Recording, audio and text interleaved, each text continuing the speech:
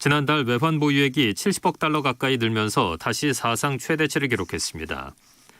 한국은행은 지난해 12월 말 현재 외환 보유액이 4,431억 달러로 한 달 전보다 67억 2천만 달러 증가했다고 밝혔습니다. 지난해 4월부터 9개월 연속 증가한 것이며 6월 이후 7개월 연속 사상 최대치를 경신했습니다. 오늘 오후 서해안부터 눈이 오기 시작해 저녁에는 중부지방과 전라도, 경상도 내륙, 제주도 등지에도 눈이 내리겠습니다. 기상청은 서울 등 수도권에는 퇴근 시간대인 저녁 6시부터 눈이 내릴 것으로 보여 차량 정체가 심할 것으로 예상된다고 밝혔습니다. 이번 눈은 모레까지 이어질 것으로 보입니다. 지금까지 아나운서 김희수였습니다. KBS 제1라디오 4시 경제뉴스를 마칩니다. KBS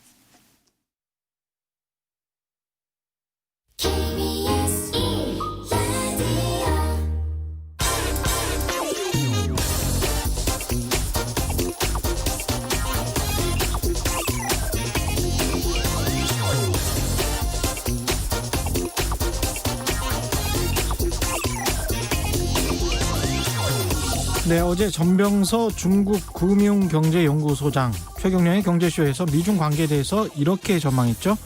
상반기는 나토, 노 액션 토킹 온리, 코로나 백신 등 국내 문제 때문에 미국의 바이든 행정부가 중국에 대해서 상반기에 어떤 조치를 취하기는 어려울 것 같다. 하반기 이후 미국은 중국 금융과 인터넷 시장 개방을 요구할 것이다. 바이든 정부 경제부처 인선 보니까 트럼프 때보다 훨씬 젊고 전문적이다. 바이든 대통령 당선자도 외교 전문가. 시진핑은 말하자면 개를 피하다가 산속에서 늑대를 만난 격이다. 중국 GDP에서 수출입이 차지하는 비중이 30%로 낮아졌다. 식량 안보 내수 독립을 강조하고 있는 중국. 미국과의 최악의 상황도 가정하고 있는 것이다. 유럽연합은 중국과 디지털세로 뭉쳐서 미국의 플랫폼 기업들을 견제할 수 있고, 미국은 유럽연합과 탄소세로 의기투합해서 중국을 압박할 수 있다. 위기이자 기회다. 미국과 중국 사회에서 한국이 살아남으려면 반도체 말고 또 하나의 레버리지, 지렛대가 더 필요하다. 그게 바이오가 될 수도 있겠다. 중국 앞으로 5년 내 노인 인구가 3억 명이 넘게 된다. 번뜩이는 통찰이 많이 나왔습니다. 다시 한번 꼭 들어보시기 바랍니다. 네, 안녕하십니까. 세상에 이익이 되는 방송 최경련의 경제쇼 출발합니다. 저는 진실탐사 엔터테이너 최경련입니다. 유튜브 오늘도 함께 갑시다.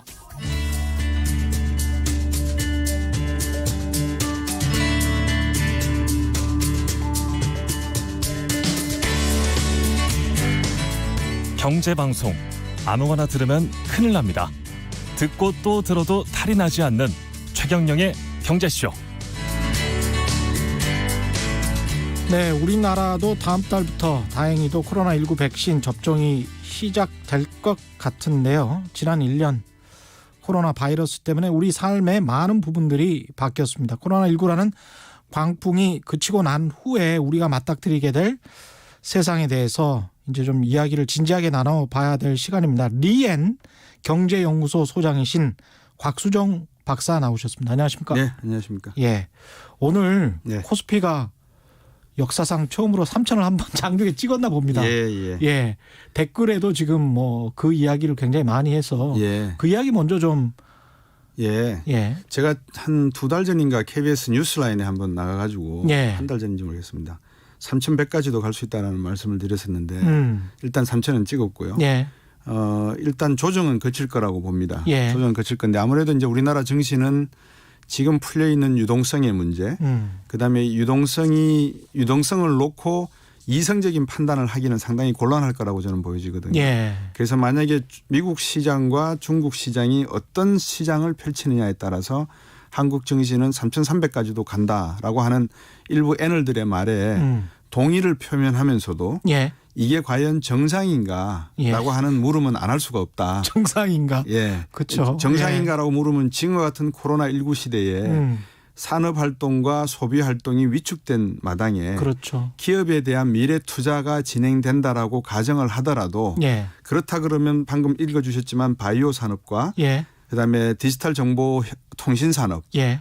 제외하고 뭐 IoT, AI, 뭐 전기차 이 모든 걸 디지털 정보 기술로 묶는다면 예. 빼고는 제대로 될 수 있는 산업이 없지 않겠는가. 이제 그러면 거기에 투자를 한다는 것은 의미가 되는데 예. 전체 주가 지수가 3,100, 3,300까지 간다라고 하는 건 산술 평균의 오류이든지 예. 아니면 우리나라 주식 시장의 과열을 반영하는 하나의 투기적인 증상일 수도 있지 않겠는가. 뭐 해석은 여러 가지 낼 수 있겠습니다. 그렇죠. 전 세계 경제 특히 이제 주식 시장 같은 경우 미국도 한 네. 5개 기업이 이런 적이 과거에는 그렇게 많지는 않았었는데 S&P 네. 전체 시총의 막 25%까지 그렇죠. 차지하는 네. 그런 기현상이 나타나고 있습니다. 예.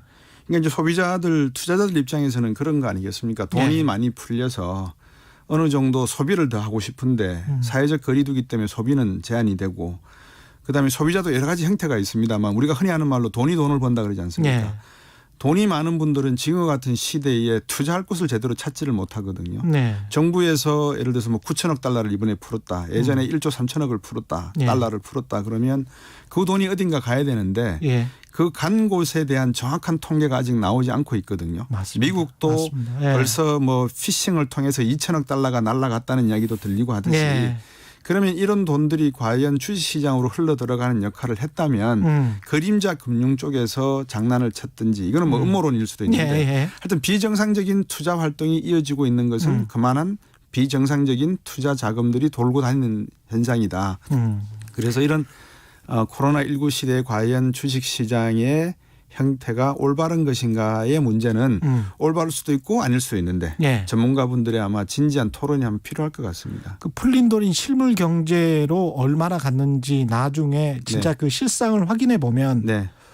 잔혹한 현실일 수도 있겠습니다. 2008년 글로벌 금융위기 미국발 서프라임 네. 위기 이후에 2020년까지 풀린 전체 돈이 제가 기억이 맞는지 모르겠습니다만 월스트리트 저널에서 나온 게 11조 3천억 달러거든요. 아, 예. 그러니까 예. 11조 3천억 달러라 그러면 전 세계에 돌아다니는 헤지 펀드의 한 7, 80%는 될 거란 말입니다. 엄청난 그 돈과 예. 헤지 펀드가 지금 증시를 돌아다니고 있다고 가정을 하면 엄청난 규모고 예. 우리나라 증시도 아마 외국인 투자자들이 지금 엄청나게 몰려오고 있기 때문에 환율이 떨어지고 있다는 거는 자본이 지금 유입되고 있다는 것을 의미하지 않습니까? 예. 채권 시장이 주식 시장과 대등한 관계면은 채권 시장에 크레딧을 둘 수가 있는데 그렇지 못한 더군다나 상황에서 주식 시장으로 돈이 몰릴 수밖에 없다는 거. 예. 그다음에 또 한 군데는 야 이건 너무 주식 시장도 좀 센 것 같은데 좀 깔고 앉아서 안전하게 가야 되지 않겠어라고 생각할 수 있는 게 이제 또 부동산 시장이죠. 부동산이죠. 예. 근데 이제 또 이것도 안전한 시장은 아니거든요. 그렇죠. 왜냐하면 1997년 아시아 외환위기 때 우리가 이미 경험을 한 바 있지 않습니까? 그럼요. 예. 그리고 서프라임 위기도 마찬가지고. 그렇습니다. 그래서 지금 2030 세대 뭐 언론에서도 많이 다루고 있습니다만 이런 젊은 분들에게 그 나오고 있는 이야기들 영끌과 비투 예. 이 부동산과 주식시장에 대한 열기가 정말 건전한 열기인지 아니면 또 상식선에서 합당한 것인지 예. 아니면 부적합하고 뭔가 잘못된 것인지를 한번 정부 차원에서도 통계적으로 과학적으로 이야기할 때가 됐다. 예. 생태적인 코로나19 백신만 접종할 게 아니라 예. 우리나라 실물 경제와 금융 경제에 과연 코로나19는 숨어 있지 않는가 이것도 빨리 찾아내서 백신을 주시든지 치료제를 개발해 주셔야 될 것 같습니다. 뭔가 지금 돈의 방향이 잘못 가고 있다 이런 말씀을 해 주시는 것 같은데요. 일자리 관련해서 이제 우리가 뉴노멀 그런 이야기 많이 하니까 네. 아까 2008년 금융위기 이후에 어떤 돈이 그렇게 11조 달러 이상 많이 풀리고 네. 그런 상황에서 이제 그런데 이상하게 돈이 풀렸는데 인플레이션이 일어나지 않는 상황이었단 말이죠. 네. 그래서 미국 경제학자들도 이게 뭔가 도대체 네. 그런 고민을 많이 했는데 네. 지금은 또 돈을 풀었습니다. 한 3조 달러를 또 풀었어요. 예. 코로나 맞아서 미국이 예. 풀었는데 그러니까 또 이제 인플레이션이 일어날 것 같다라는 이야기를 또 하고 있는데 예. 어떻게 보십니까? 지금에는 진짜로 인플레이션이 일어날까요? 학자들 사이에 상당한 논쟁거리입니다. 그게 예. 지금. 그러니까 인플레이션이 일어날 수가 있다라고 걱정하는 부분이 있고 아니다. 뭐 디플레이션이 더 걱정이다.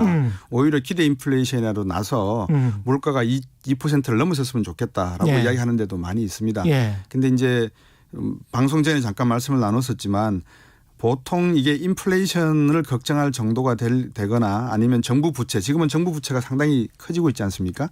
이게 어느 정도 인플레이션과 연계가 되지 않으려면 원리금 상환, 그러니까 이자 상환, 돈을 빌린 것에 대한 이자 상환이 GDP 대비 1% 미만이면 정부의 지출은 계속돼도 큰 문제가 없다라는 이제 논리가 나오고 있습니다. 예. 이거는 단서가 붙습니다. 미국의 경우입니다.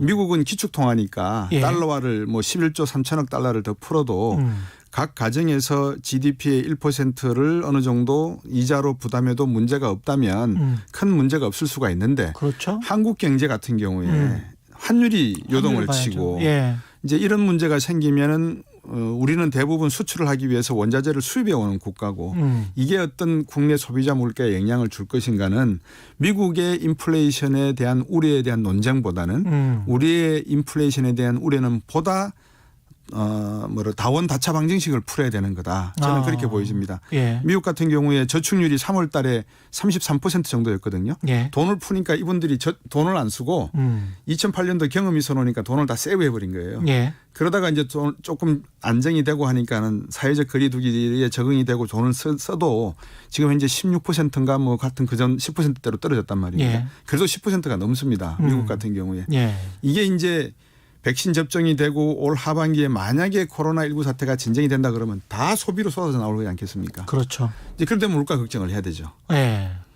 근데 이제 우리는 거기다 플러스 환율, 원자재 가격 상승. 이제 미국이 소비가 늘어난다면 원자재 가격은 당연히 뛰겠죠. 예. 그럼 우리는 또 당연히 소비 상승이 일어나니까 물가 압력이 있겠죠. 그다음에 미국 경제가 좋아지면 금리를 인상시킬 거니까 조금씩. 예. 금리를 보고 돈이 유출되기 시작을 하겠죠. 그럼 환율은 또 다시 오르는 상황이 벌어지겠죠. 예. 그러면 수출은 도움이 되겠지만 과연 적정 환율 오르듯이 그런 식으로 올랐을 경우에 물가 베이스는 어떻게 되는가. 이게 모든 게 지금 우리는 다원다차를 풀어야 되는 좀 어려운 방정식입니다. 물가 상승을 적절한 물가 상승 사실은 경제 성장률을 위해서도 원래는 반겨야 되는 건데. 그렇죠. 근데 지금 현재는 자산 시장 특히 이제 부동산이나 주식 시장이 네. 빚으로 쌓은 탑처럼 폭등해 있는 상황이라서 네.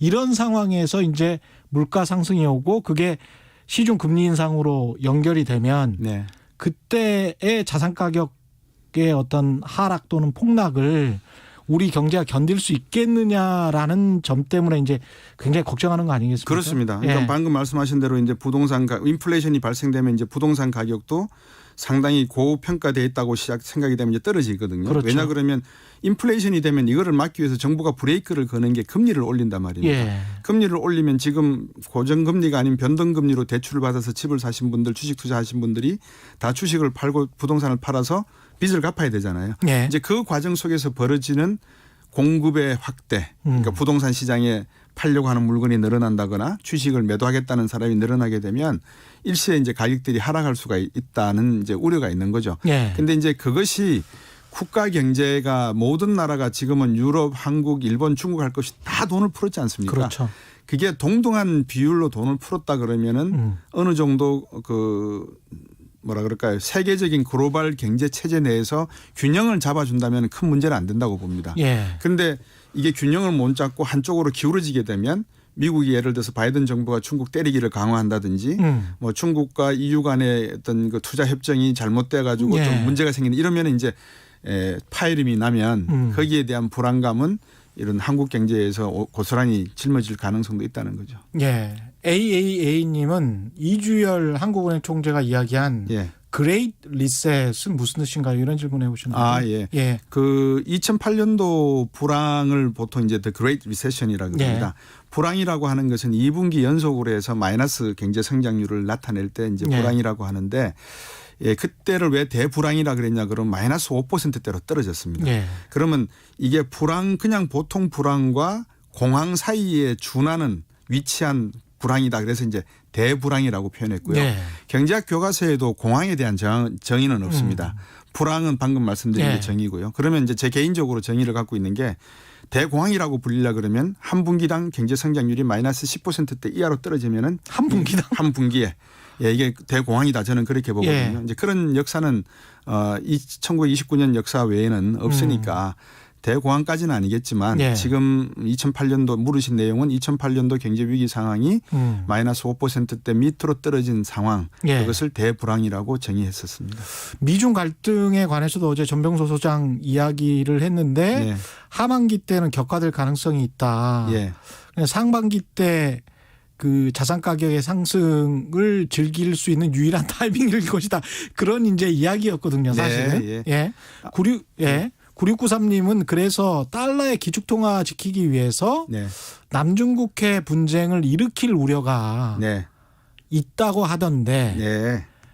여기에 관해서는 어떻게 생각하십니까? 그 이제 국가의 전략이라고 하는 게 네. 이제 이런 것 같습니다.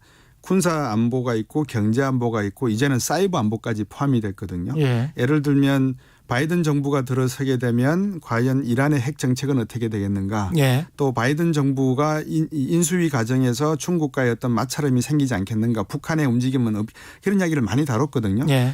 국가가 정상적인 국가라기보다도 어떤 전략적인 국가 체계가 갖춰지면 이번에 우리 유조선이 이란에 납포됐지만 그렇죠. 그런 모든 시나리오가 테이블 위에 올라가 있어야 되거든요. 그러니까 이런 사태가 발생되면 이런 경우의 수가 다 발생할 수 있으니 여기에 대해서 조심해야 된다. 예. 2001년도 911이 터질 때 FBI가 수많은 그런 정보 보고를 받았음에도 무시한 바람에 월드 트레이드 센터가 이제 파괴를 당했지 않습니까? 테러를 네. 당했지 않습니까? 그럼 방금 질문하신 것처럼 남중국에도 하나의 가설로 들어가 있겠죠. 또 센카쿠일도도 가설에 들어가 예. 있겠죠. 또 베트남과의 미국과의 유대 관계가 상당히 깊어지기 때문에 베트남을 칠 수도 있는 문제가 생길 거고요. 예. 이제 여러 가지 중국이 어떤 식으로 가느냐의 문제인데 아마 전 소장님 말씀을 주셨겠지만 그 미국은 이렇게 보는 것 같습니다. 지금 트럼프 정부가 이제 그 물러나고 바이든이 오면서 트럼프 정부가 마지막에 바이든에게 준 선물이 뭐냐면 세계의 정보통신 회사를 상폐시키고 예. 이제 석유 회사 하나를 폐장시킬 것 같습니다. 예. 근데 이제 그렇게 되면 바이든 대통령 당선자에게는 카드를 하나 받게 되는 셈이지 않습니까? 예. 이제 이거를 하나 협상 카드로 가져갈 건데 과연 바이든 정부가 중국을 어떻게 할 것인가에 대한 문제. 예. 이거는 바이든의 외교 관계를 쭉 공부한 분이 정확히 저는 아실 거라고 봅니다. 예. 두 번째는 미국의 국익이 어디에 있는지를 미 의회가 아마 논의를 할 겁니다. 예. 오늘도 조지아주 2개의 결선 투표가 있습니다만 예. 만약에 상원에서 민주당의 조지아의 후보들이 다 당선이 되면 예. 부통령이 상원 의장이 되기 때문에 최종적인 표결은 부통령이 하거든요. 그렇죠. 그러면 이제 50대 50 의석이 돼서 상원도 민주당, 하원도 민주당 5의석이 되지만 미국의 의회 시스템의 특징은 국가의 이해관계가 제일 중요한 거기 때문에 예. 대통령 말도 안 듣는 거죠. 이제 그러다 보니까 과연 예. 중국에 대한 정책은 어떻게 가느냐. 예. 일반적인 평은 그렇습니다. 중국은 한 번은 국제관계 질서에 제대로 들어오려고 하는 노력을 보여줘야 된다. 이게 가장 기본적인 멘트입니다. 아. 그러니까는 뭐 WTO가 됐든 예. WHO가 됐든 국제기구 상에서 국제질서 여기서 국제질서라 하면 2차 세계대전 이후에 미국이 만들어 놓은 국제질서 예. 그리고 앞으로 미래 시대에 미국이 가져가고자 하는 미래지향적인 국제질서에 중국이 협조할 의사가 있느냐 없느냐를 보겠다는 거겠죠. 예. 그게 만약에 아니다 그러면 이제 미국은 중국 포위 전략, 컨테인먼트 폴리시, 중국 때리기 전략, 예. 차이나 배싱 폴리시 예. 이제 이런 것들을 섞어가면서 예. 당근과 채찍을 교환하지 않겠는가. 거기에 한국 경제는 틈바구니에 있으니까. 그렇죠. 이제 우리는 이 문제를 어떻게 교육과 일자리와 산업 생산과 수출과 이런 모든 것에 연계를 시킬 건가를 이제 고민을 해야 되는 거죠. 일자리 말씀하셔서 이런 상황에서 지금 계속 자산 시장만 커지고 그다음에 버는 기업만 벌고 근데 버는 기업들이 일자리를 많이 창출하는 과거의 중후장대 기업들이 아니잖아요. 네. 아주 고급 인력들만 가져가는 그런 기업들이기 때문에 이렇게 되면 격차는 계속 커질 수밖에 없는데 그렇죠. 이거 어떻게 해야 되나요? 그게 이제 근데 그 문제는 거기에만 예. 국한되는 게 아니고 앞으로 일자리 문제도 국한이 됩니다. 그러니까요. 왜냐 그러면 예. 뭐 잘 아시겠지만 사회적 거리두기가 이행되고 난 다음에 대부분 온라인 쇼핑으로 많이 하지 않습니까? 그렇죠. 그렇죠. 온라인 쇼핑 매출이 15조를 돌파했다는 뉴스를 제가 본 것 같거든요. 예. 그러니까 15조 원을 돌파했다는 게 아마 하루? 예. 예. 2019년도인가 뭐 12조를 돌파했는데 2015년도인가 뭐 예. 5년 만에 다시 3조를 더 돌파했다. 예. 뭐 정확한 숫자는 아닙니다만 그러면 앞으로 이제 온라인 매출이 늘어날 거란 말이에요. 예. 온라인 매출이 늘어난다는 말은 점원이 필요 없다는 말이거든요. 예. 그다음에 정보통신이 더욱더 긴밀하게 유착된다는 말이거든요. 그럼 빅데이터에 관련된 내용들이 많다는 거겠죠. 예. 그러면 해킹 문제, 안보 문제 이런 것들이 또 하나의 관리 문제가 될 것이고 예. 과연 여기서 우리가 말하는 공정 경제가 이루어질 수 있겠는가. 온라인으로 이루어지다 보니까 모든 것이 온라인상에 접촉이 돼서 누가 누군지 모르니까 이 사람도 한 목소리 저 사람도 한 목소리니까 이게 공정한 경쟁이 이루어지지 않게 천만의 만만의 말씀이잖아요. 쓰기 그러니까 신세계에서 하나의 플랫폼을 만드니까 쓱닷컴 거기에 가입된 소매상들 매출이 40% 이상 올랐다는 말이 있단 말입니다. 물론 뭐 가입비나 이런 것을 받는지 안 받는지는 제가 조사를 안 해봤습니다만 안 받는다고 가정을 하죠. 그러면 쓱이라고 하는 거기에 다 몰려야 되잖아요. 일단 소매상들이 가입을 해야 되잖아요. 그러면 쓱은 아무것도 갖지 않느냐? 아니죠. 소매상 매출을 통해서 들어오는 모든 정보는 쓱이 다 받는 거죠. 그렇죠. 그런 게 앞으로 미래 세대에 얼마나 중요한 데이터가 되는지에 대해서 우리가 못 느끼고 있지 않습니까? 디지털 정보 시대의 기술이라고 하면 드론을 하든 무인 자동차를 하건 IoT를 하건 AI를 하건 데이터인데 곽수정이 1년에 쓰는 소비의 금액 이 사람은 무엇을 좋아하는 거 이거를 다 데이터상으로 분석이 돼서 인공지능으로 파악해버리면 결국은 소위 우리가 말하는 공정한 경제라고 생각했던 온라인 경제가 알고 보니까 뭐 구체적인 회사 이름을 대서 죄송합니다만 그런 회사가 대장이 돼가지고 모든 것을 다 관리하더라. 이제 이런 세계는 과연 공정한 세상인가 아니면 양극화의 극단까지 간 세상인가 그런 상황에서 일자리는 어떻게 이루어질 것인가 교육은 어떤 식으로 이루어질 것인가 과연 코딩 교육을 지금부터 받아야 되느냐 말아야 되느냐 이 모든 것들이 다 연관이 돼 있습니다. 그런데 그렇게 해서 이렇게 구글 같이 어떤 반독점 국내에서도 그렇고 미국 국내에서도 그렇고 유럽에서도 지금 공격을 받고 있고 결국은 디지털세 이야기가 나오지 않습니까? 그런데 선제적으로 그렇게 디지털세 이야기가 나오면서 그러면서 이제 법인세 이야기가 또 나올 텐데 바이든 행정부라서 그게 어떤 촉매조가 돼서 자산시장의 폭락과 어떤 경제구조의 재편이 일어날 것이다 이렇게 예측하시는 분들도 있던데. 그 나름대로 예측이시니까 전문성을 아마 가지고 말씀하셨다고 보고요. 저도 뭐 거기서 뭐 찬성이다 반대 말씀은 못 드리겠습니다. 제가 보는 시야는 법인세는 인상할 것이 분명하겠지만 징후 같은 경제 상황 예를 들어서 9천억 달러를 대통령직에 들어오기 전에 풀었단 말입니다. 이거를 뭐라고 표현했냐 그러면 다운페이 한 거다라고 표현을 했단 말입니다. 그럼 앞으로 더 풀겠다는 이야기거든요. 일종의 이제 보증금 같은 거. 그렇죠. 다운페이 더 풀 것이다 이 말이란 말입니다. 그러니까 지금 경제 상황을 무너뜨리기는 어렵다라는 것을 전제로 하지 않았느냐. 그럼 법인세 인상 문제도 들어오자마자 백악관에서 자 선거 끝났으니까 이제 법인세 인상 문제 그건 아닐 거라고 봅니다. 그럼 이제 언제 순차적인 건데 그럼 언제 들어오겠냐. 상식적으로 생각하면 경기가 회복되는 시점에 그러면 2022년이나 2023년인데 2024년에 다시 대통령 선거가 준비해야 되는데 그때 올리겠느냐. 그럼 이제 합리적인 추측은 2022년이나 2023년 초가 아니겠는가. 그 정도까지는 저희들이 추론해 볼 수 있는 거죠. 그러네요. 그러면 역으로 다시 또 시장 아까 인플레이션 예상하셨는데 그러면 역으로 시간이 그래도 한 2, 3년은 남은 거 아닙니까? 그렇죠. 그죠. 그 과정에서 이제 이런 문제가 있습니다. 제가 그 미국의 세 가정의 예를 제가 한번 기사를 읽어본 적이 있거든요. 한 가정은 두 부부가 맞벌이를 하는데 사회적 거리두기하고 재택근무를 하다 보니까 정신값 안 들고 교통비 안 들어서 한 달에 $1,000를 저축하게 됐어요. 그래서 그 저축한 돈을 가지고 집에서 3시간 거리에 있는 농장 집을 하나 사가지고 34만 불짜리 집을 하나 세컨하우스를 샀더라고요. 그런 가정이 하나 있습니다. 그러면서 아주 여유로운 환경을 즐기고 있다. 미국도 부동산 가격 올랐으니까 또 자산 가치의 상승도 맞받겠네. 그렇죠.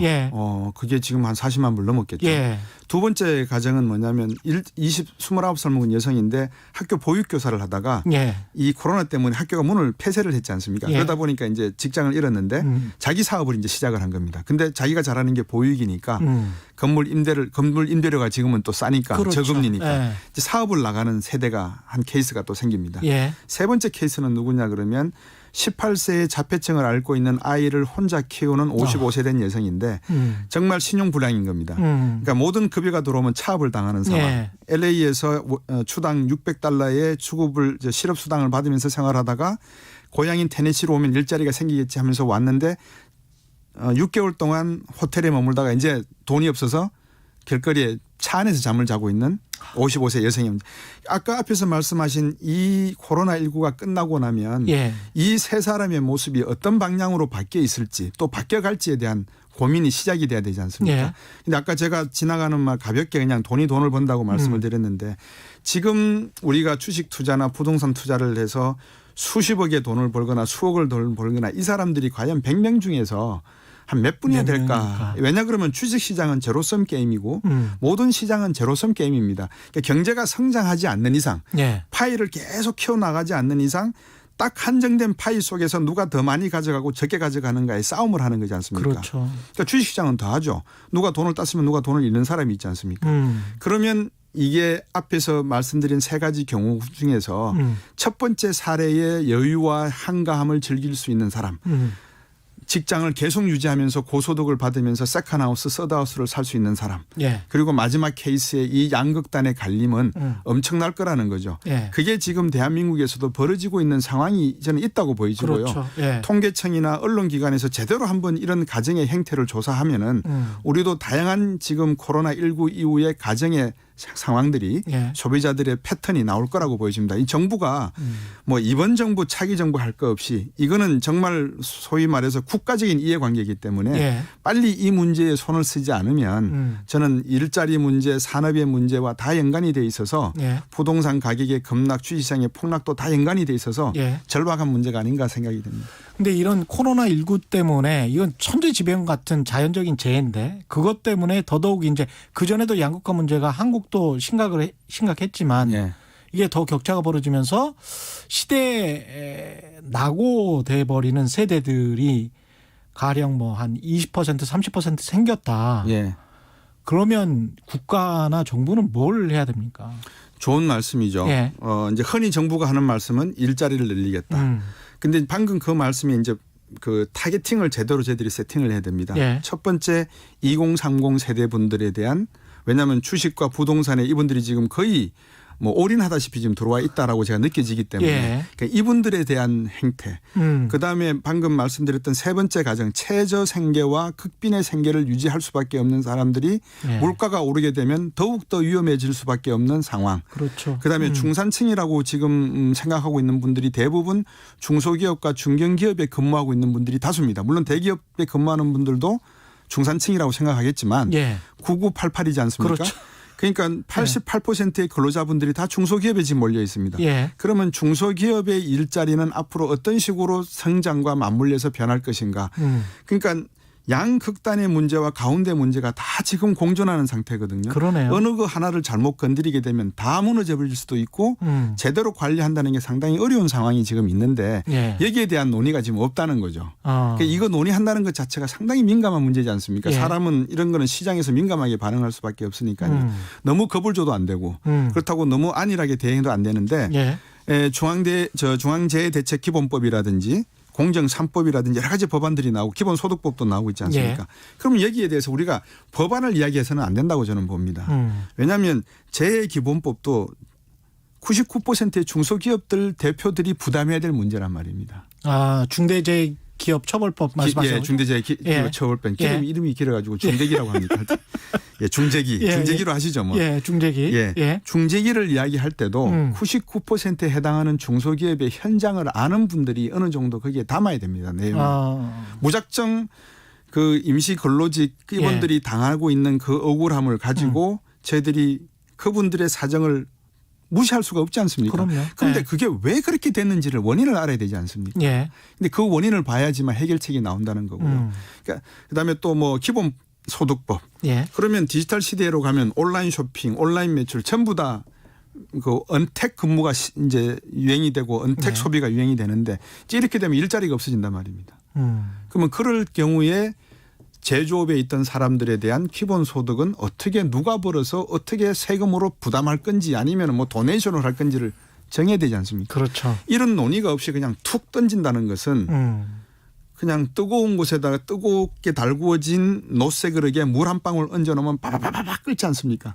그런 형태로 자칫 잘못하면 간다는 거죠. 전 국가적인 어떤 마스터 플랜이나 큰 설계도가 있어야 되는 거 아닌가 그런 말씀이시죠?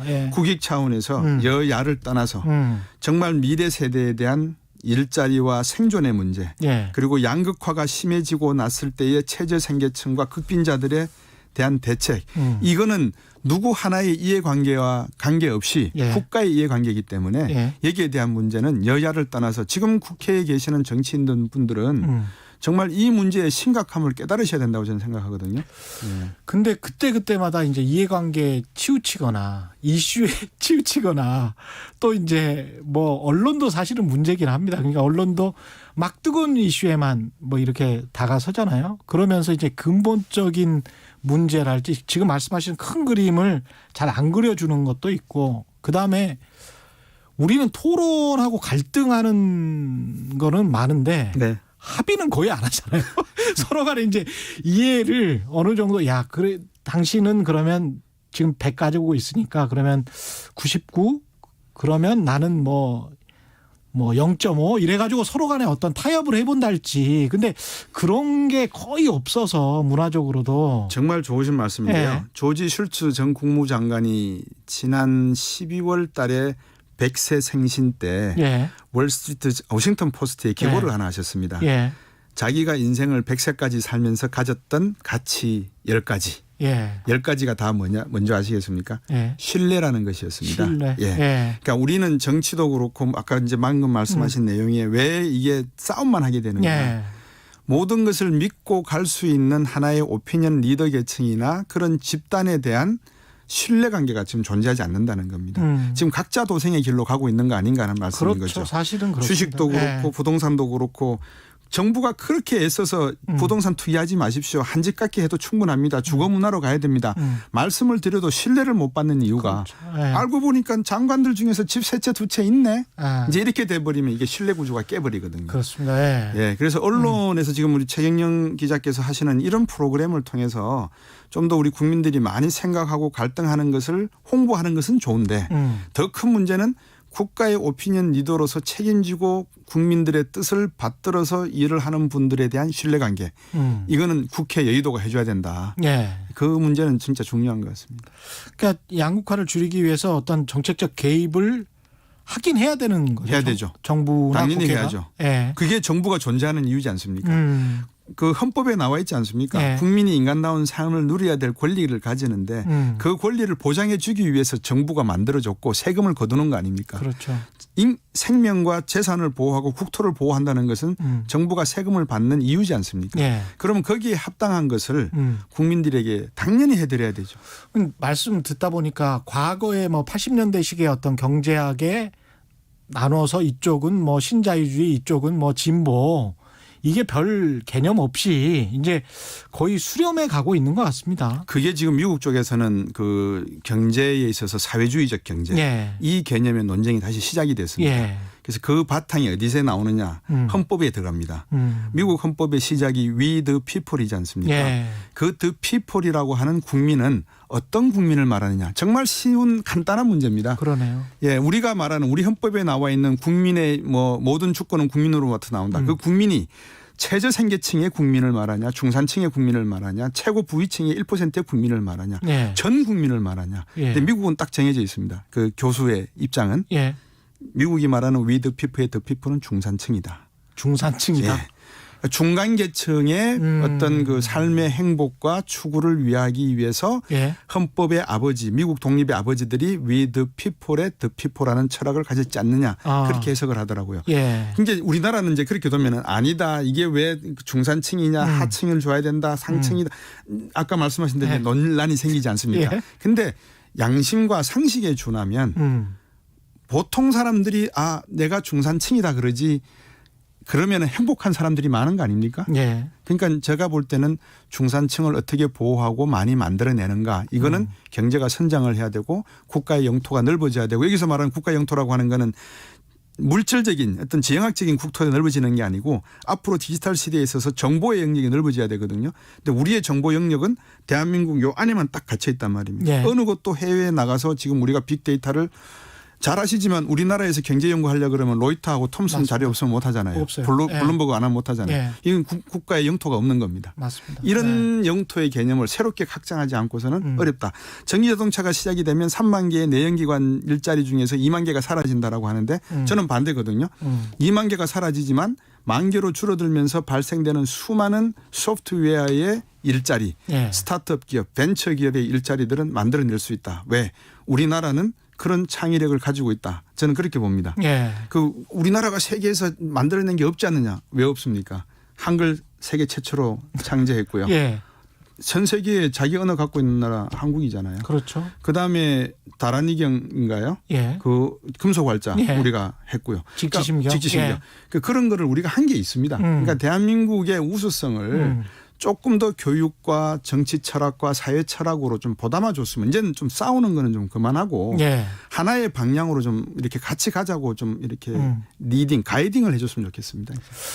그런 측면에서 이제 산업 정책도 굉장히 중요할 텐데 안 그래도 이제 바타 티무르님은 반도체, 전기차, 인공지능 등의 분야에서 우리가 중국을 압도할 수 있을까요? 이런 질문을 해오셨는데 우리가 중후장대 산업의 기반을 제조업의 기반을 여전히 가지고 있는 상황에서 그래도 4차 산업혁명 쪽으로 가야 되는 이 방향은 다 맞을 것 같은데 어떻게 생각하십니까? 산업정책은 어떻게 가요? 그 4차 산업혁명 말씀을 먼저 드릴게요.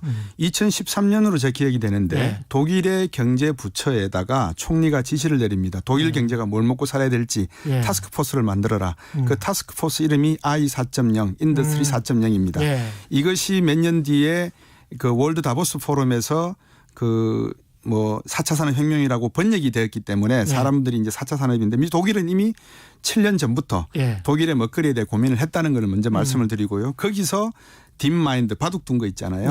거기에 창립한 사람들이 다 독일 뮌헨공대 출신들이라는 거 다는 아니고 반 정도가. 그러니까 그런 면에서 보면 독일이 가는 방향을 우리가 한번 들여다봐야 된다라는 생각을 드립니다. 그런데 이제 다시 본론으로 와서 그러면 우리가 어떤 산업군과 어떤 기술을 가지고 중국과 대결할 수 있겠느냐, 어떤 레버리지를 가질 수 있겠느냐. 그 답은 저는 우리가 갖고 있지 못하다고 봅니다. 왜냐하면 쉽게 말씀드려서 개미는 사람의 뜻을 이해를 못합니다. 왜냐하면 그 친구들은 2차원을 살고요. 저들은 3차원을 살거든요. 다시 말씀드리면 달나라를 가본 사람과 가보지 못한 사람의 차이는 단순히 가봤다 못 가봤다가 아니라 달나라까지 가기 위해서 인공위성과 우주 전체 물리학 기술이 어느 정도 축적되어 있는가까지 다 포함이 되는 거거든요. 부품 소재까지 다 포함이 되어 있습니다. 그럼 중국은 그런 부품 소재와 빅데이터가 갖춰져 있다. 우주항공 기술이 갖춰져 있다. 왜 이게 중요하냐. 앞으로의 모든 통신은 우주항공을 날아가게 돼 있지 지상으로 옮기되는 건 없다는 말씀인 거죠. 그러면 이런 것들이 과연 한국의 지적 기반이 탄탄하게 되어 있느냐. 저는 글쎄요라고 밖에 대답할 수 없고요. 더 큰 문제는 이런 문제에 모든 디지털 신호가 지금 0과 1로 가고 있는 상황이잖아요. 전기 신호니까. 그런데 양자 컴퓨터가 오면은 이건 또 상황이 달라집니다. 그렇죠. 그러니까 이 연구를 구글이 하고 있고 미국에서 서두르고 있다라고 하는 이유에 대해서도 우리가 많은 물리학자나 과학자분들이 말씀을 좀 해 주셨으면 좋겠어요. 그러니까 우리가 어떤 기술로 가야 되느냐를 이야기하기 위해서는 기초 물리학, 기초 화학, 그다음에 그 나라 국민들의 생각을 알기 위해서는 인문학까지 이런 것들을 전부 다 교육받고 교육할 수 있는 시설이 돼 있어야 되는데 그것이 없으니까 방금 하신 질문 우리가 중국을 이길 수 있겠느냐. 저는 못 이긴다고 봅니다. 단 기술적으로 반도체는 2년 반 정도 앞서고 있으니까 이 기술에 있어서는 우리가 상당히 상대적 결정력을 갖는다. 그러나 전기자동차 시대가 되고 빅데이터 시대가 되면 그 반도체는 지금 우리가 컴퓨터에 쓰는 반도체하고 설계가 다릅니다. 이제 그럴 경우에 중국의 기술이 우리를 뛰어넘을 가능성은 있기 때문에 이제 그런 부분에 있어서 우리의 그 기술력 이거를 과연 창조하지 못한다면 사오거나 훔쳐오거나 배워야 되는데 그 방법을 이제 연구해야 되겠죠. 곽 박사님이 워낙 박학다식하시기 때문에 잘 몰라서 그렇습니다. 이쪽 저쪽으로 막 튀시니까 지금 한 10분 정도 남았는데 제가 좀 논의를 좁혀서 2021년 경제 전망하고 자산시장 전망을 좀 여쭤볼게요. 2021년에 세계은행은 일단은 올해 경제 성장률을 4.2%에서 3.8%로 하향 조정했는데 대신에 이제 지난해 성장률은 조금 높아졌을 것이다 이렇게 상향 조정했습니다. 뭐 그거는 돌아와서 보니 이제 플러스 마이너스가 이렇게 된 것 같고요. 이게 4.2에서 3.8로 낮춰진 게 어떤 안 좋은 신호로 보십니까? 아니면은 이 정도도 못할 수도 있다라고 보시나요? 결론부터 말씀드리면 저는 안 좋은 신호는 아닌 것 같고요. 예. 그러니까 숫자 4하고 3.8의 차이는 없다고 봅니다. 예. 예. 그래서 저는 2020년도에 워낙 경기가 안 좋았고 미국도 예. 3분기에 마이너스 33 뭐 이 정도니까요. 그렇죠. 그러니까 이제 경기가 회복된다는 관점은 분명한 것 같다. 그 점에서 미국 경제에 3.8이 됐건 세계 경제가 3.8이 됐건 이거는 반등의 의미인 것이지 크기는 별로 중요하지 않다라고 보는 거고요. 근데 곁다리로 아까 말씀하셨다시피 이제 물가 상승이 어떻게 될지 그다음에 정부 부채 문제가 괜찮을지 한국 같은 경우에는 환율 문제는 괜찮을지 이제 이런 것들이 중요한 경제 성장의 변수가 될 것 같다. 근데 이게 당장은 상반기는 좀 아닐 것 같고요. 그래서 상저하고 예. 상고하죠. 예. 상저하고 이렇게 되겠죠. 그러니까 예. 상반기에는 좀 성장률이 낮다가 예. 하반기로 갈수록 이제 경제 성장률이 높아지는. 제가 다른 강연에도 그랬습니다만 이 코로나 사태 나기 전에도 2022년부터 경기 회복세 사이클이거든요. 그래서 제가 볼 때는 2022년이 되면 확실히 경기는 이제 회복세로 들어간다고 저는 내년 보입니다. 2022년이요? 내년 그렇죠. 예. 내년 2022년. 예. 그러면 이제 올 하반기부터는 상승 곡선으로 저점을 뚫고 올라가는 거거든요. 예. 이제 그런 측면에서 보면 주식 시장이 올라가는 것도 맞고 부동산이 올라가는 것도 맞는데 예. 이게 지금 선행하고 있다는 게 문제라는 겁니다. 자산 시장은 선행하고 있다. 예. 자산 시장이 보통 뭐 선행 지수로도 사용하기도 되는데 경제가 어느 정도 활성화가 되면 수출도 늘고 생산이 늘어서 고용이 늘면 소득도 늘고 그게 부동산으로 가고 주식으로 가는데 예. 이게 지금 거꾸로 선행하고 있는 방향이라서 이게 제대로 된 방향인지에 대한 역류를 하게 되면 문제가 되지 않습니까? 그렇죠. 예, 이제 그 문제가 있는 거죠. 부동산과 관련해서는 대부분의 이제 부동산 관련 전문가들이 오른다 그러죠. 올해도 굉장히 오를 것이다. 굉장히까지는 아니고 뭐 꽤 오를 것이다. 이렇게 이야기를 하고 있습니다. 예. 근데 그게 경제에 좋은 겁니까? 그 첫 번째는 옆집이 그러니까 옆 동네가 이런 사회인 것 같아요. 미국은. 예. 옆 동네 집값이 100만 불이다. 그러면 내 집값도 100만 불 돼야 된다라고 생각하지 않는 게 미국 사회인 것 같습니다. 맞아요. 예. 예. 그렇게 생각하지 않아요. 근데 예. 우리는 옆 동네가 100만 불이니까 나도 100만 불 가야 된다라고 생각을 하고 그게 예. 안 되면 나는 저 동네 가서 살아야 된다라고 생각하고 그 핑계로 학군이 좋고 교통이 편하고 거기에 모든 게 다 있고 사회적 지위가 올라간다. 이제 이렇게 평가하는 게 있지 않나라고 보여지거든요. 예. 근데 이제 그거는 요원한 일인 것 같고 예. 그럼 부동산 가격이 오르겠느냐 내리겠느냐 단순히 이것만 놓고 봐서 유동성이 이렇게 풀려 있는데 예. 부동산 가격이 오를 힘이 존재를 하겠죠. 예. 근데 이게 건전한 오름이냐 아니면 불안한 오름이냐라고 묻으신다면 저는 후자 쪽이 아니겠는가. 예. 불안한 오름이다. 예. 그러니까 주식시장과 상반기를 지나서 조정을 받기 시작을 하게 되면 이게 낙폭이라든지 부동산 왜냐하면 금리와 다 연계가 돼 있고 예. 금리는 앞에서 말씀드렸지만 환율과 연계돼 있고 예. 환율은 미국 경제와 연결돼 있기 때문에 이런 줄거리를 저희들이 다 들여다봐야 되는데 부동산 시장은 저는 조심스럽게 말씀을 드리면 상반기에는 오를 가능성이 있으나 하반기로 가서부터는 눈치 싸움이 치열하게 벌어지지 않겠는가. 예. 더군다나 이제 새롭게 들어오신 그 장관님께서 예. 부동산 정책을 어떻게 하시냐를 많이들 지켜보고 계신데 이것도 저는 잘못됐다고 보거든요. 부동산 정책은 예. 뭐 장관 한 분이 들어오셔가지고 도깨비 방망이로 뚝딱이가 된다는 게 아니지 않습니까? 예. 근데 공급을 늘리면 된다. 그럼 제가 통계청 자료를 한번 들여다보고 왔었거든요. 예. 서울의 유입 인구가 얼마나 되고 서울의 자가 비율이 얼마나 47%인가 그렇더라고요. 예. 가구당. 예. 그러면 서울에는 주택을 계속 늘려야 됩니다. 47 반밖에 집을 못 가지고 있습니다. 예. 예. 맞아요. 그런데 한 사람이 두 가구 이상 갖고 두 채 이상 갖고 있는 사람들 상당히 있거든요. 서울의 자가 보유율은 47% 말씀하셨던 예. 거예요. 예. 서울 자가 보유율은 47%인데 주택 보급률은 111%인가 그래요. 전국적으로. 예. 그런 말은 서울에는 누군가 한 채를 더 가지고 있다는 게 되거든요. 그렇죠. 예. 그럼 이거를 어떻게 해서 시장에 내놓을 수 있는 방법이 뭔가를 생각을 해야 되거든요. 맞습니다. 이제 그러려 그러면은 노후 생활의 문제, 내가 은퇴하고 난 다음에 어떻게 내가 경제적으로 가야 된다. 내 자녀의 교육은 어떻게 이 모든 경제 활동이 주거 환경과 맞물려 있어야 됩니다. 예를 들면 미국 같은 경우에 주택담보대출은 미국 30년 만기 국채 금리와 연동이 되어 있습니다. 예.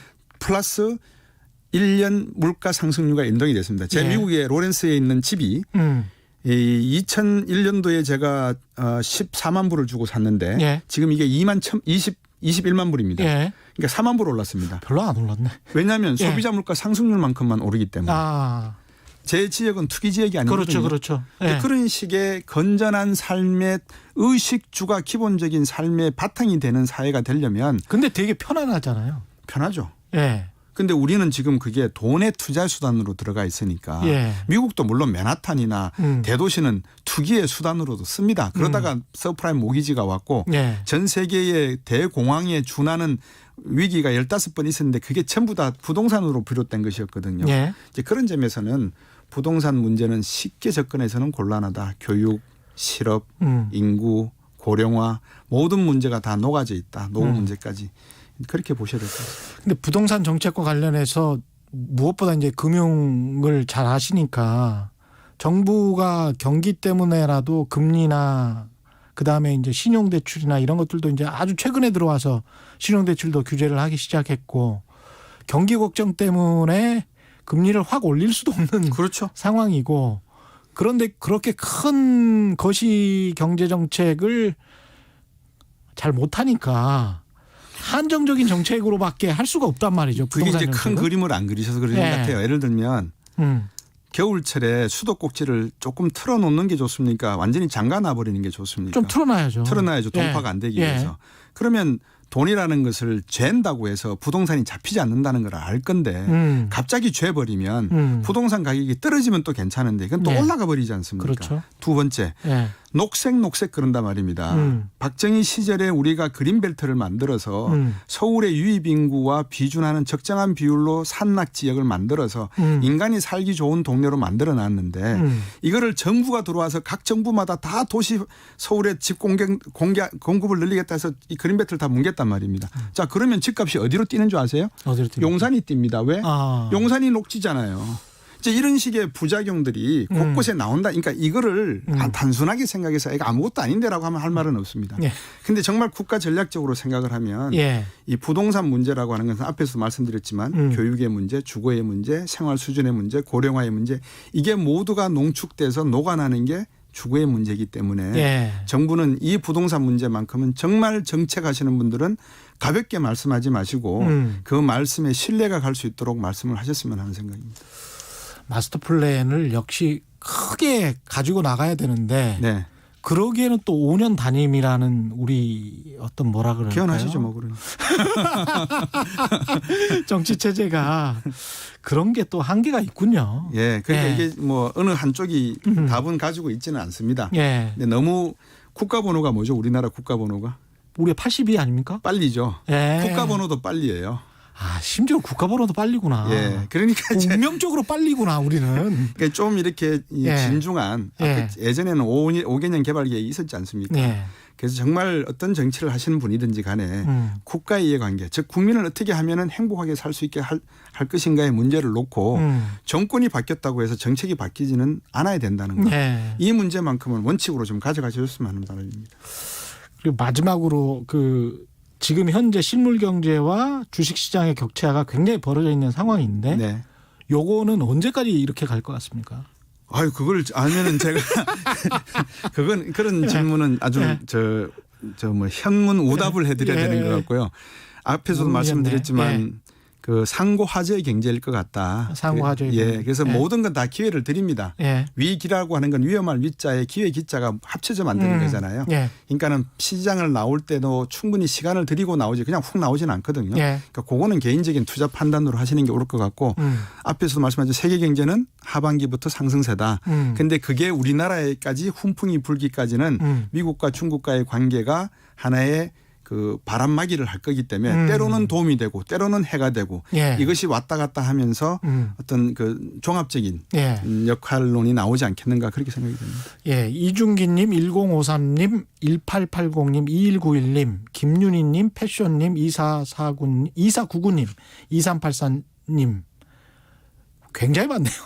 정말 많은 분들이 반가워하셨습니다. 곽 교수님. 오래간만에 나오셨네요. 냉정한 경제 상황에 대한 평가 기다리고 있었는데 너무 반갑습니다. 이렇게. 반갑습니다. 감사합니다. 오늘 말씀 감사하고요. 지금까지 리엔 경제연구소 소장이신 곽수정 박사님과 함께했습니다. 고맙습니다. 감사합니다. 최경영 경제쇼는 오늘 여기까지고요. 오늘 저녁 10시에 이슈 오도독이 있는데 국민의힘 다크 호스 서울시장 예비후보 조은희 서초구청장 나오시니까요. 궁금하신 분들 한번 들어보십시오. 내공이 상당하시던데. 예, 저는 KBS 최경영 기자였고요. 내일 4시 5분에 다시 찾아뵙겠습니다. 지금까지 세상이 이익이 되는 방송 최경영의 경제쇼였습니다. 고맙습니다.